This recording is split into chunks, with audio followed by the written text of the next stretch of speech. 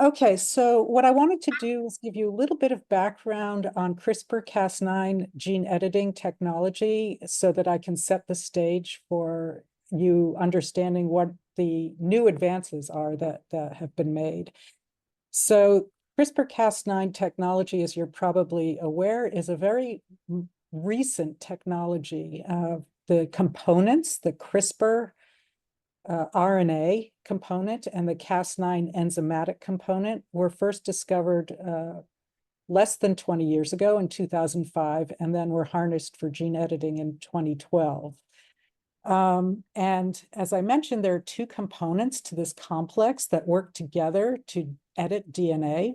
One is the guide RNA, which has two functions. It positions the enzyme in a certain place and brings that enzyme in its second role to specific sequences on the DNA, to specific sites.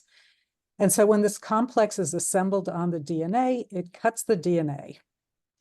And the host machinery, the DNA repair system in the host, is error prone. And so as that DNA is fixed by this DNA repair system, that process can introduce breaks or problems or mutations into that site. So this is how the CRISPR-Cas9 system works. It creates a break. The host machinery tries to fix it, but often fails to fix it properly. And so this is a very easy, accurate, and effective method to alter the genome. And we can target virtually any sequence in the genome. So again, this type of technology has become increasingly important. There are many opportunities, as you see on the left, but of course there are challenges as well. And Dr. Kovich brought up some of these issues in his talk. We're going to focus today, obviously, on disease-resistant crops. In particular, how do we use CRISPR-Cas9 gene editing to tackle this issue of HLB? And so my group at Yale University has been working on developing strategies to target HLB by disrupting citrus susceptibility genes using CRISPR-Cas9. So first of all, let me describe to you what are susceptibility genes. These are genes that exist in the host, in this case in citrus, that actually facilitate the infection and support pathogen persistence. So these are host genes that the pathogen hijacks essentially to promote pathogen growth. And these host susceptibility genes are generally upregulated in response to infection. The pathogen is hijacking them to promote its own growth. And so the idea here is that if we can disrupt such genes in the host, we can limit the ability of the pathogen to cause disease. And the types of susceptibility genes are many. They're involved in establishment of the pathogen, in the sustenance of the pathogen, and immune signaling in response to the pathogen. So how do we actually find these susceptibility genes? And what genes do we actually target for CRISPR-Cas9 inactivation? So what we have done is we have surveyed the literature to identify genes that are upregulated in response to HLB infection in citrus. We actually assayed 71 data sets that were different types of data sets from different citrus species, and identified over 1,000 genes that were candidates for being susceptibility genes. And so the idea here is if we can mutate each of these genes or all of these genes, we can identify genes that are important for HLB resistance. So to do this, there are, of course, some challenges to do this in citrus. Although CRISPR-Cas9 is very efficient, we wanted to make it even more efficient for use in citrus. We also wanted the transformation system to be efficient so we can minimize the number of plants that we actually need to generate. So speaking towards this first point, we've, over the past 5 or 6 years, improved guide RNA expression, improved Cas9 expression, improved Cas9 enzymatic activity. We've improved our abilities to screen for transgenic events, and we've developed multiplex vector approaches. And I'll talk a little bit about these. I'll give you a couple of examples in the next slide. just to show you how we've improved CRISPR-Cas9 technology in citrus. So on the left here, what you're seeing is a citrus plant, which has CRISPR-Cas9 inserted into the genome, targeting a gene called PDS, which causes white patches. And you can see it's working, but not extremely well. If we improve Cas9 enzymatic efficiency, you can see much more white tissue, indicating that the enzyme is working very effectively in this case. We've also developed multiplex gene editing approaches for citrus, in which we can mutate multiple genes at once.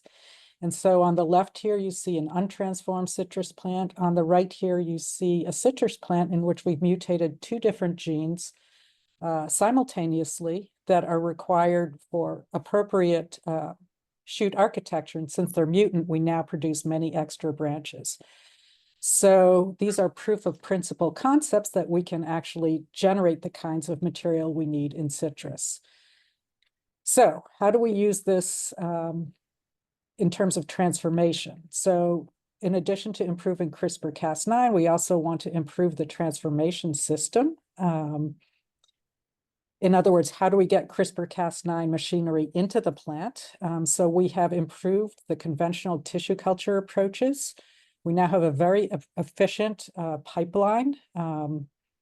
Takes us about 8 months to go from tissue culture to small plants. We've also developed in-planta approaches, which are not quite as efficient as the tissue culture approaches, but it's a faster approach. So there are trade-offs here. So we can get transgenic plants within 3 months. Okay, so as I said, our goal is to mutate these susceptibility genes and find these candidate susceptibility genes and find those that are important for causing resistance to HLB. So with the improvements that we have made, we can now target many genes. So we're targeting about 1,200 genes. We're targeting 4 genes at a time, which means that we're making 300 different editing constructs. And because we want replicates to make sure that what we're seeing is real, we're generating 4 plants per each construct, which results in 1,200 trees. And as you can see on the right, this is a picture of our greenhouse, and each of these little pots here represents a different gene-edited line, each plant being barcoded.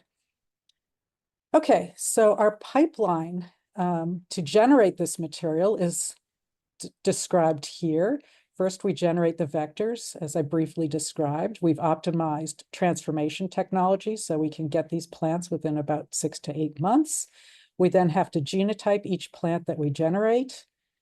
We then, once we have those plants, we're now in the process of assaying these plants, which are mutant for candidate susceptibility genes to HLB, for their resistance to HLB. And I'll say that in preliminary tests, we've already identified one susceptibility gene, one bona fide susceptibility gene through this process, and we're hoping to identify many more so that we have the potential to stack these traits in future. And what we're going on to right now, in fact, at the end of this month, we're going to start sending plants to Florida where we can start to do field tests to determine whether or not we're seeing resistance in the field. So we're on the way to generating this material. So let me summarize this all by saying the gene editing is a productive approach. It's a fast, easy, cheap, and very precise approach, more precise than conventional breeding. And we can use this approach to generate resistance to HLB. And it has been mentioned earlier, gene editing most likely obviates the issues associated with GMOs, since these edits do not require the insertion of genetic information from other species. And as was mentioned earlier, in the US at least, the USDA has issued a statement, actually in March 2018, already several years ago, that gene-edited plants that closely resemble their conventionally bred counterparts would not be under regulatory review. So I will say that at this point, we're well on the way to developing material that, as it gets tested, can probably fairly easily be translated into many commercial varieties and planted in the field. And I would say that we're within that goal within the next 10 years or so. So I'll finish there and thank the people in my group who've done much of the work that I described to you, and our collaborators both in California and Florida who are helping us with testing for HLB. And thanks, of course, to our funding sources. So I'll stop there. I realize I'm out of order, but I'll be present later on for the question and answer session. So thank you.